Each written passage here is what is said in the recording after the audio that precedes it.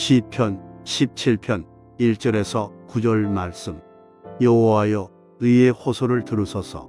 나의 울부짖음에 주의하소서. 거짓되지 아니한 입술에서 나오는 나의 기도에 귀를 기울이소서.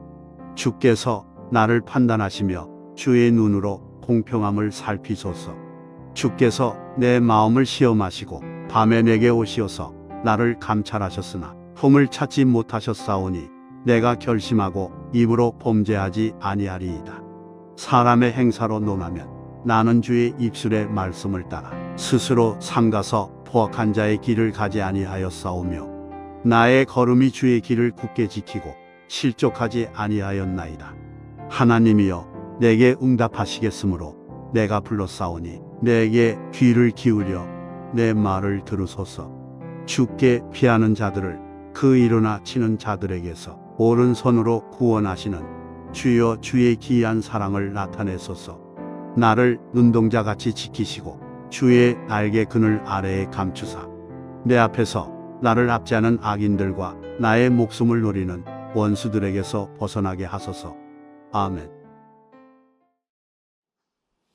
우리가 성경 말씀을 읽을 때나 또 오늘과 같이 우리가 기도 시를 접하게 될 때 어떤 상황 속에서 이 말씀이 기록되었는지를 알고 우리가 그 말씀을 읽거나 듣는다고 하는 것 굉장히 중요합니다.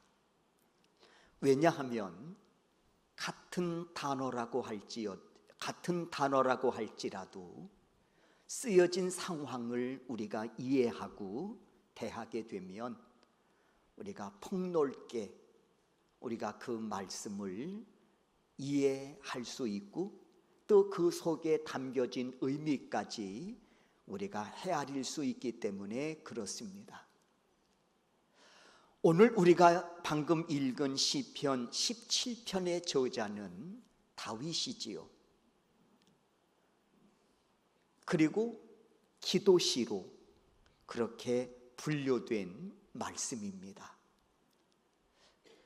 그런데 우리가 함께 1절에서부터 9절까지 말씀을 읽었습니다마는 1절부터 사용하는 그런 단어를 보면 상황이 심상치 않음을 알 수 있습니다. 여호와여, 의의 호소를 들으소서. 나의 울부짖음에 주의하소서. 거짓되지 않는 내 진실한 기도에 제발 좀 귀를 기울여 주세요. 이렇게 사용된 단어만을 봐도 지금 다윗이 처한 이 상황들이 심상치 않음을 우리가 짐작할 수 있지요. 때문에 많은 학자들은 이 기도시를 피탄시로, 다윗이 사울 왕에게 이유 없이 쫓김을 당하며 박해를 당할 때 쓰여진 것으로 그렇게 보고 있습니다. 이제 우리는 이 기도시를 살펴볼 텐데 살펴보기 전에 먼저 우리가 주목할 말씀이 하나 있습니다. 2절입니다. 주께서 나를 판단하시며 주의 눈으로 공평함을 살피소서 하고 먼저 다윗은 하나님께 이와 같이 아뢰고 있습니다. 사실 지금 다윗은 억울한 누명을 쓰고 사울왕과 대적들로부터 쫓김을 당하고 있습니다. 그 상황 속에서 이 다윗이 자신의 억울한 사정을 좀 하나님께 아뢰어야 되겠다고 굳게 결심하고 기도하기를 시작하고 있는 겁니다. 그런데 자신의 사정을 하나님께 아뢰기 전에 먼저 엎드려 하나님께 기도하는 그 내용이 우리의 가슴에 큰 도전으로 와 닿는다고 하는 겁니다. 왜냐? 우리가 함께 2절을 함께 보았습니다마는 주께서 나를 판단하시며 나 주의 눈으로 공평함을 살피소서. 무슨 내용입니까? 하나님, 혹시 내가 하나님의 뜻을 저버린 적은 없었는지요? 하나님, 혹시 내가 범죄하여 하나님의 영광을 가리운 적은 없었는지요? 자신을 먼저 판단하여 달라고 엎드려 기도하고 있는 겁니다. 하나님께 자신의 억울한 사정을 아리우기 전에 먼저 그의 간구가 혹시 내가 하나님의 뜻을 저버린 적은 없는지, 내가 혹시 하나님 앞에 범죄한 일은 없는지 하나님 저를 한번 살펴주시고 판단해 주세요. 이렇게 먼저 하나님께 엎드려 기도하고 있다는 거예요. 다윗의 위대함이 또 한 번 드러나는 순간이지요. 방금 말씀드렸듯이 지금 다윗은 억울하게 사울왕과 그의 신하들에게 쫓김을 당하는 위험천만한 시간을 보내고 있습니다. 오늘 본문에 보니까 원수들이 내 생명을 해하려고 나를 쫓고 있다고 고백하고 있습니다. 자신의 생명이 마치 바람 앞에 촛불과 같은 처지에 놓여 있단 말입니다. 그런데 그 와중에 다윗은 하나님께 아뢰우기를, 하나님, 내게 범죄함이 없었는지, 하나님의 영광을 가리운 적은 없었는지 먼저 자신을 판단해 달라고 하나님께 엎드려 기도하고 있다는 거예요. 여러분, 이 모습이 진정 기도자의 모습이 아닌가 싶습니다. 왜 하나님이 다윗을 향해 이르시기를 저는 내 마음을 기쁘게 하는 자라, 저는 내 마음에 합한 자라 말씀하셨는지를 깨닫게 하는 부분이기도 합니다. 이 모습이 말이에요. 그리고 다윗은 그제서야 본격적으로 기도를 시작합니다. 6절이지요. 내게 귀를 기울여 내 말을 들어주십시오. 7절이지요. 주께 피하오니 주의 사랑을 보게 하옵소서. 8절이지요. 나를 눈동자같이 지키시어 주의 날개 그늘 아래에 거하게 하옵소서. 기도합니다. 이제 저는 이 기도의 내용을 여러분과 함께 살펴보면서 도전도 좀 받고, 그리고 깨달음과 더불어 은혜를 함께 나누기를 원합니다. 먼저 6절이지요. 다 같이 한번 읽겠습니다. 읽습니다. 하나님이여 내게 응답하시겠으므로 내가 불렀사오니 내게 귀를 기울여 내 말을 들으소서. 그렇습니다. 다윗은 하나님께 나아가 엎드려 기도하기를 내게 귀를 기울여 내 말을 들어주세요 하고 기도합니다. 여기서 기울이다 라고 하는 뜻은 어떤 의미를 갖고 있냐 하면 펼친다, 그런 뜻입니다. 천막을 펼치듯이 펼친다라고 하는 그 뜻이 기울이다 하는 그 단어 속에 담겨 있다는 거예요. 또 다른 뜻은 구부리다, 이런 뜻을 갖고 있습니다.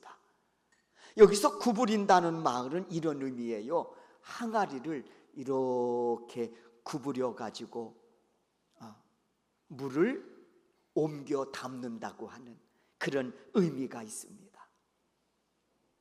그러니까 지금 이 다윗의 기도, 내게 귀를 기울여 내 말을 들어주세요 라고 하는 이 기도 속에는요, 이런 의미가 담겨 있는 거예요. 하나님, 내 모든 형편과 처지를 다 알고 계시지요.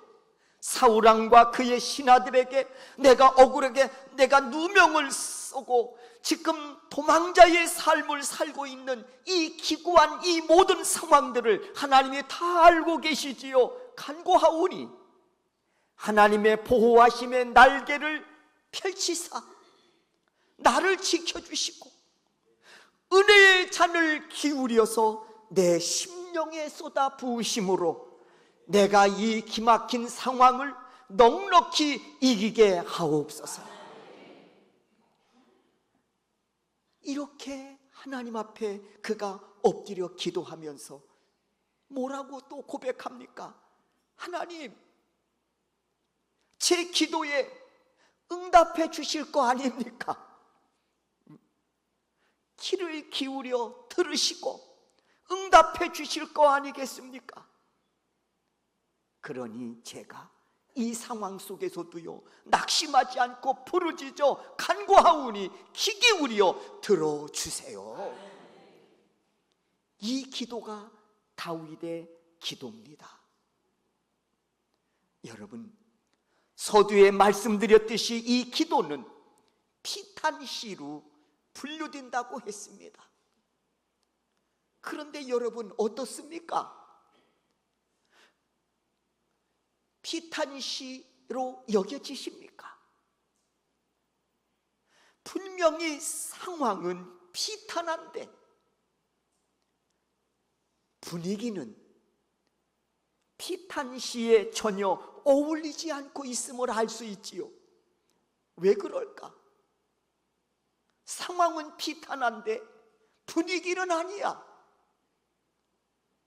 왜 그럴까? 분명한 답이 있지요. 응답하심에 확신이 차 있기 때문에 그렇습니다.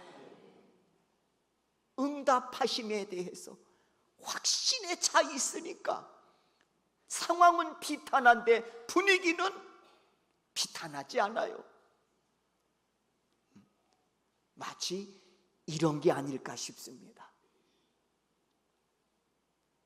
친구들은 다 좋은 신발을 신고 있는데 나만 신발에 구멍이 뚫리고 밑창이 떨어져 가지고 덜렁덜렁 되는 거예요. 그러니까 친구가 야, 너 구멍 났네? 그러는 거예요. 밑창도 덜렁거리네? 그럴 때 어떻겠습니까? 마음에 상처가 될 수 있겠지요. 속상할 수 있겠지요.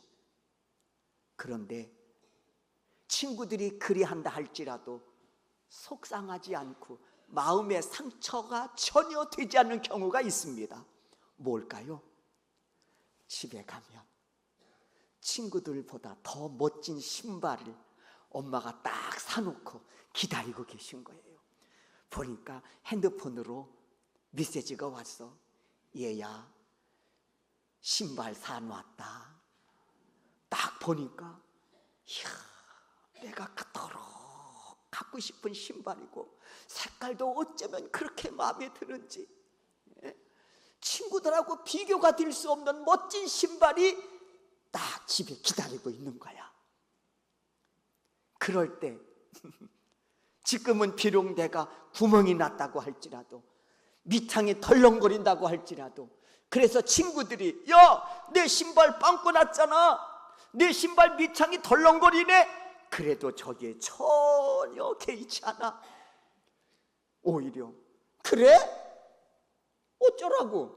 그래서 이런 반응이잖아. 상황은 신발이 펑크가 났어요. 발가락이 삐져나왔어. 상황은 신을 때마다 밑창이 덜렁거려. 상황은 어떻게 보면 피탄해. 그런데 그 마음이나 분위기는 전혀 그렇지 않다는 거예요. 오늘 다윗이 지금 그런 거예요. 상황은요 비탄해요. 억울하게 누명을 씌워 사울 왕과 그의 대적들이 자신의 생명을 헤아려고 밤낮으로 추적을 합니다. 쫓김을 당하는 거예요. 마치 자신의 생명은 바람 앞에 촛불과 같은 존재라. 상황은 비탄해요. 그런데 분위기는 아니야. 왜요? 내가 부르짖어 간구할 때 하나님 귀 기울이셔서 은혜의 장을 펼치시고 은혜의 잔을 쏟아 부어 주심으로 내가 간구했던 것보다 더 멋진 것으로 응답하시리라고 하는 확신의 차이기 때문에 그렇다는 것입니다. 하나님이 나를 다시 일으켜 세워주시고 영광 받으실 것이기에 상황은 절망적이지만 분위기는 소망과 기쁨으로 오히려 채워져 가고 있다는 것이죠. 여러분, 이 은혜는 오늘도 응답의 확신을 가지고 엎드려 기도하는 자들에게 임할 줄로 믿습니다. 주의 종이 소원합니다. 이 은혜의 주인공이 되시기를 바랍니다. 인하여 여러분 모두가 응답하시는 하나님의 은혜를 힘입어 어떤 상황 속에서도 승리자가 될 수 있는 멋진 고백, 이것이 나의 간증이고 이것이 나의 찬송이라고 하는 이 멋진 이 믿음의 고백이 여러분의 입술을 통해 선포될 수 있기를 주의 이름으로 축원합니다. 두 번째 다윗의 기도를 보십니다. 7절이지요. 다 같이 한번 우리가 7절 읽겠습니다. 주께서 피하는 자들을 그 일어나 치는 자들에게서 오른손으로 구원하시는 주여, 주의 기이한 사랑을 나타내소서. 그렇습니다. 지금 다윗은 기도하기를 죽게 피하는 자 되게 해달라고 기도합니다. 죽게 피하는 자 되게 해달라고. 여러분, 이 기도는 이런 의미가 있습니다. 하나님, 제 상황이 아무리 위급하다고 할지라도, 그렇다고 그 상황에 굴복해서 신앙적 사리를 분별하지 못하는 어리석은 자가 되지 않게 해주십시오. 신앙적인 사리를 분별하지 못해서 엉뚱한 곳을 피난처로 삼지 않게 해주십시오. 그렇습니다. 여러분, 사람은 너나 나나 할 것 없이 위급한 상황에 처하면 정신을 못 차리기가 일쑤입니다. 그래서 누군가 그래도 기도해야 되지 않겠어? 라고 하면 이렇게 답할 때가 있어요. 지금 나 기도할 정신 아니야. 나 지금 기도할 정신 아니요. 이렇게 사람은 너나 나나 할 것 없이 위급한 상황에 처하면 정신을 못 차리기가 일쑤란 말입니다. 그런데 다윗의 기도에서 보듯이 기도하는 사람은 위급한 상황 속에서도 여전히 변함없이 하나님을 피난처로 삼고 위기를 극복하고 나아가는 자들이라고 하는 것입니다. 그래서 다윗이 이런 기도예요. 죽게 피하는 자 되게 해달라고 하는 이 기도는 내가 아무리 위급한 상황에 처한다고 할지라도 내가 하나님 외에 다른 것으로 피난처 삼는 어리석음을 범하지 않게 해주십시오.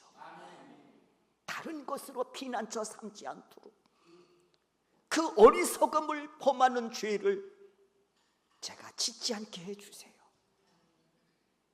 어제 그랬듯이 오늘도 내일도 어떤 상황 속에서도 하나님을 나의 피난처로 삼고 살도록 해 주십시오. 두 번째 기도입니다. 여러분, 이 기도는 다윗에게 너무나도 당연한 것이었습니다.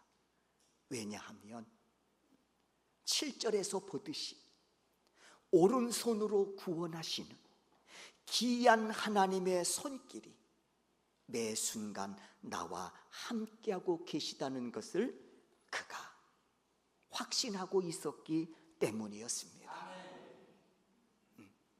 위급한 순간을 맞이했다고 해서 하나님의 그 손길이 내게서 떠나간 것이 아니라는 거예요.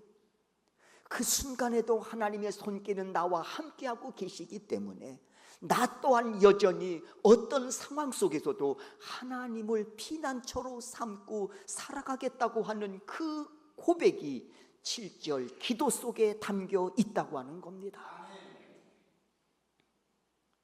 이스라엘 백성들이 광야 40년 여정 가운데 홍해 앞에 다다랐던 적이 있었습니다. 얼마나 당혹스러워했고 얼마나 절망스러워했습니까? 그러면서 이들은 불신앙적인 말들을 거침없이 쏟아내지요. 모세, 어찌하여 우리를 여기까지 끌고 와서 죽게 하냐? 애굽에서 죽으면 묻을 데가 없어서 여기까지 끌고 와서 죽게 하냐? 우리가 뭐라고 하였느냐? 노예로 살게 내버려 둬라 하지 않았느냐? 그런데 우리 생각이 옳았다. 노예로 살다가 죽는 것이 훨씬 나을 뻔했다. 여기에서 이렇게 죽는 것보다 애굽 사람을 섬기다가 죽는 것이 훨씬 나을 뻔했다고 원망합니다. 그러나 여러분, 어떻게 되었습니까? 이들의 생각대로 홍해 때문에 이들이 죽었습니까? 아니면 추격해 오던 바로의 병사들에게 죽음이라도 당했습니까? 아니잖아요. 그 누구도 홍해나 바로의 군사로부터 죽임을 당한 사람 한 사람도 없었습니다. 오히려 무사히 홍해를 건넜지요. 그리고 추격해 오던 바로의 군사와 병거 또한 하나님의 능력의 손길로 저들을 깨끗하게 해결해 주셨습니다. 이로 인해서 이스라엘 백성들은 약속의 땅으로 계속, 젖밥꿀이 흐르는 그 약속의 땅으로 계속 전진할 수 있었습니다. 여러분, 이 이스라엘 백성들의 모습을 보면서 계속 전진해 나가는 이 이스라엘 백성들의 모습을 보면서 어떤 생각이 드십니까? 왜 이들은 홍해 앞에서 추격해오는 바로 병사 앞에서 왜 이들은 다윗과 같은 기도를 드리지 못했을까? 내가 주께 피하오니 주의 오른손으로 놀라운 사랑의 손길을 펼치시어서 날 구원해 주세요라고 하는 왜 이런 믿음의 기도를 드리지 못했을까? 생각해 보게 됩니다. 결과론적으로는 홍해 앞에 죽지 않았잖아요. 바로의 병사들로부터 누구 하나 해침 당한 사람이 없잖아요. 이들은 하나님의 손길을 통해 건짐받고 젖과 구리는 약속의 땅으로 계속 이들은 전진해 나가지 않았냔 말이에요. 이 모습을 보면서 왜 이들은 다윗과 같은 기도를 드리지 못했을까? 내가 주께 피하오니 주의 오른손으로 나를 건져 구원해 주세요라고 하는 왜 멋진 이런 믿음의 기도를 드리지 못했을까? 그렇다면 오늘 우리의 모습은 어떻습니까? 그렇다면 오늘 우리의 모습은 어떻습니까? 우리는 과연 다윗처럼 고난 속에서도 실족하지 않고 나의 걸음이 주님을 향하여 올곧게 나아갈 수 있을까? 소망합니다.